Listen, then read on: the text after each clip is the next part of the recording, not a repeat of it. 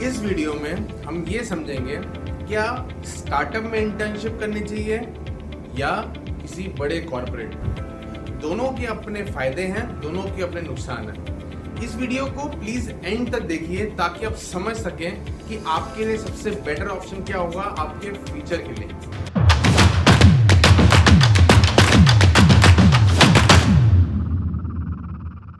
सबसे पहले हम बात करेंगे स्टार्टअप्स की।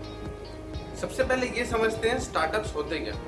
स्टार्टअप्स का मतलब छोटी कंपनी, वो छोटी कंपनी जिन्होंने अभी स्टार्ट किया है एंड जिनका विजन बहुत अच्छा है, जिनके पास एम्बिशियस आइडियाज है, शायद फंडिंग रेज करने के उन्होंने एक बिजनेस प्लान रेडी कर रखा है या फिर उनके पास ऑलरेडी कुछ ग्रोथ प्लान्स हैं। बिग कॉर्पोरेशंस, बड़ी कॉर्पोरेशंस कौन सी होती है? जो ऑलरेडी वेल सेटल्ड है, जिनके पास फंड्स हैं, ऑलरेडी काफ़ी सारे लोग काम कर रहे हैं, प्रोसेसेस बनी हुई हैं, जिनका ऑलरेडी मार्केट में नाम है। दो सबसे बड़े फायदे जब भी आप कोई स्टार्टअप ज्वाइन करते हैं, चाहे आपने जूनियर लेवल पे स्टार्ट किया हो, मिड लेवल पे किया हो या फिर डायरेक्टली सीनियर लेवल पे आया हो, सबसे पहली चीज़ या जो सबसे पहली स्किल आप सीखते हैं वो होता है मल्टीटास्किंग। मल्टीटास्किंग का मतलब एक टाइम पे 10 काम करना है। जब मैंने अपनी सेकंड कंपनी ज्वाइन की थी तो एक छोटी कंपनी थी। मैंने वो छोटी कंपनी इसलिए ज्वाइन करनी थी क्योंकि मैंने ये सोचा था कि आगे जाके मेरे को खुद का बिजनेस सेटअप करना है, तो मेरे को एक छोटी कंपनी में जाना चाहिए जिनके प्लान्स बहुत एम्बिशियस हैं, जो ग्रोथ कर सकते हैं, ताकि मैं स्क्रैच से उनके ग्रोथ प्लान्स तक उनके साथ रहूं और समझूं कि मेरे को अपना बिजनेस कैसे सेटअप करना है। तो सबसे पहले ये चीज़ देखी जाती है कि आप एक टाइम पे 10 काम कैसे कर सकते हैं। मैं ये बोलूँगा आपको सारे काम में प्रोफिशिएंट नहीं होना, धीरे धीरे विद एक्सपीरियंस आप प्रोफिशिएंट हो जाएंगे, लेकिन आपकी ऑब्जर्वेशन पावर और आपको हर चीज़ को एनालाइज करना पड़ेगा, सारे स्टेप्स को पहले समझना पड़ेगा। एकदम से आप प्रोसेस में पार्ट नहीं बन पाओगे। फॉर एग्जाम्पल, आपने कंपनी ज्वाइन की लेट्स से फाइनेंस में आपने सिर्फ उनकी ऑडिटिंग करते थे। आपने देखा कि आपके पास एक अपॉर्चुनिटी है रिपोर्टिंग भी करने की। आपने देखा आपके पास एक अपॉर्चुनिटी है टेक वालों के साथ रिपोर्टिंग इंफ्रास्ट्रक्चर फाइनेंस की बनाने के लिए, तो आप एक प्रोजेक्ट मैनेजमेंट टाइम भी बन गए।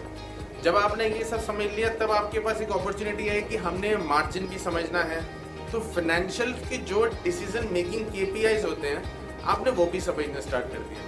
तो स्टार्टअप में ये बहुत इजीली होता है क्योंकि उनके पास इतने लोग नहीं होते हैं हर एक डिपार्टमेंट को संभालने के लिए। वो ट्राई करते हैं उनके पास जितने भी लोग हैं वो उन्हीं को नर्चर करें और उन्हीं के थ्रू कंपनी को ग्रो करवाएं। तो सबसे पहला चीज़ हो गया मल्टीटास्किंग, क्योंकि आपने यहाँ पे काम एक स्टार्ट किया लेकिन इस टाइम आप 4 या 5 इकट्ठे काम कर रहे हैं या फिर शायद 10 भी काम इकट्ठे कर रहे हो। सेकेंड जो सबसे मोस्ट इंपॉर्टेंट रहता है वो रहता है पर्सनल ग्रोथ। स्टार्टअप में पर्सनल ग्रोथ होनी बहुत ईजी होती है। उसका रीज़न, आप स्टार्ट किसी और प्रोफाइल से करते हैं लेकिन विद इन 2 ईयर्स और विद इन 3 ईयर्स आप कोई और काम कर रहे होते हैं एंड उन काम के बीच में या उन सालों के बीच में इतने सारे ट्रांजिशन हुए होते हैं कि आपका माइंड बहुत फ्लेक्सिबल हो जाता है काम लेने के लिए, एंड उसी को हम पर्सनल ग्रोथ कहते हैं। पर्सनल ग्रोथ का मतलब सिर्फ प्रमोशन लेना या अप्रेजल लेना नहीं होता।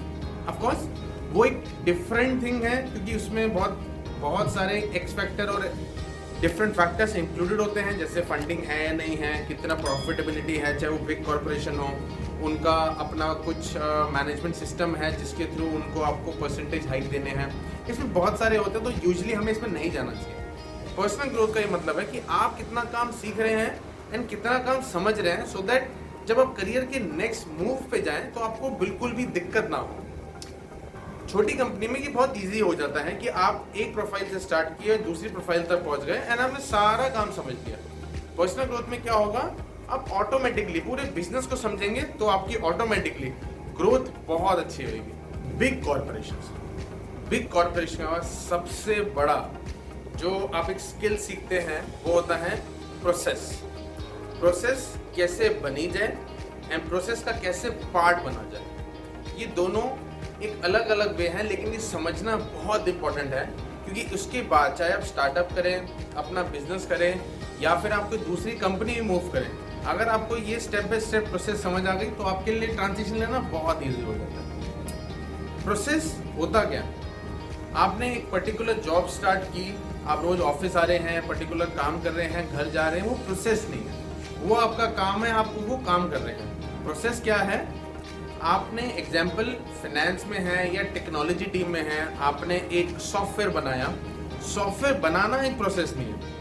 उस सॉफ्टवेयर से क्या इम्पैक्ट हुआ, मार्केटिंग में कितना इफेक्ट आया, सेल्स में कितना इफेक्ट आया, फाइनेंशियल कितने इफेक्ट हुए, प्रॉफिटेबिलिटी कितनी आई, वो एक प्रोसेस है। क्योंकि वो एक प्रोसेस है, लेट्स से कि आपका टेक सर्वर्स, आपने सुना होगा सर्वर्स डाउन हो गए, ऑटोमेटिकली सेल्स इम्पैक्ट हो गई, तो आपको ये समझना पड़ेगा कि जो मैंने कंपोनेंट रेडी किया है वो एक बहुत ही क्रूशियल पार्ट है एक मार्केटिंग या सेल्स की फनल का, एक प्रोसेस का।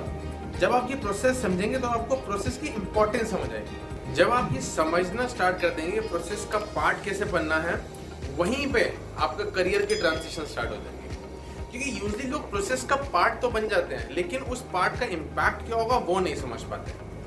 क्योंकि जब आप इम्पैक्ट समझने लगेंगे तब आप एक नॉर्मल प्रोफाइल से हटके प्रोजेक्ट मैनेजमेंट में आ जाएंगे। प्रोजेक्ट मैनेजमेंट भी एक अपने में स्किल होती है। आप अलग अलग कंपनीज में आप तो नई प्रोफाइल बन गए हैं, बट उसका प्रोफाइल बनने का वेट ही क्यों करें? अगर आप बिग कॉर्पोरेशन में ये समझ सकते हैं कि प्रोजेक्ट मैनेजमेंट कैसे करी जाए और जो मैं अपना काम कर रहा हूँ उसमें प्रोसेस कैसे बनाया जाए, देन ऑटोमेटिकली आपने बिग कॉर्पोरेशन में रहने का बेनिफिट ले लिया। आज की डेट में चाहे आप स्टार्टअप में आपने 3 साल काम किया हो या बड़ी कॉर्पोरेशन में 3 साल काम किया हो, बट अगर आपने ये पर्टिकुलर स्किल नहीं सीखी, चाहे वो स्टार्टअप की हो जैसे मल्टीटास्किंग एंड आपका ग्रोथ माइंडसेट, बिग कॉर्पोरेशंस में प्रोसेस कैसे बनाई जाती है एंड प्रोसेस का पार्ट कैसे बनते हैं, अगर आपने ये दोनों स्किल अलग अलग ऑर्गेनाइजेशंस में नहीं सीखी, आई एम वेरी श्योर आप कंपनी में या फिर कंपनी में अगर आपको स्विच करना है तो ट्रांजिशन लेने में या जॉब स्विच करने में बहुत डिफिकल्टी आने वाली है। क्योंकि प्री एंड पोस्ट में scenario, pre and post Covid में सिनेरियो बहुत डिफरेंट हो चुका है। लाइफ बहुत मूव हो चुकी है, बिजनेस करने के तरीके चेंज हो चुके हैं, तो आपको ऑटोमेटिकली अपने काम करने का तरीका भी समझना पड़ेगा। प्लीज ट्राई कीजिए, औरों के साथ भी शेयर कीजिए, चाहे वो बिगनर हो, फ्रेशर हो या किसी को जॉब स्विच करनी हो।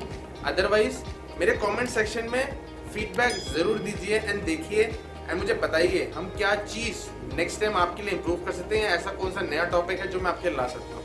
Thank you.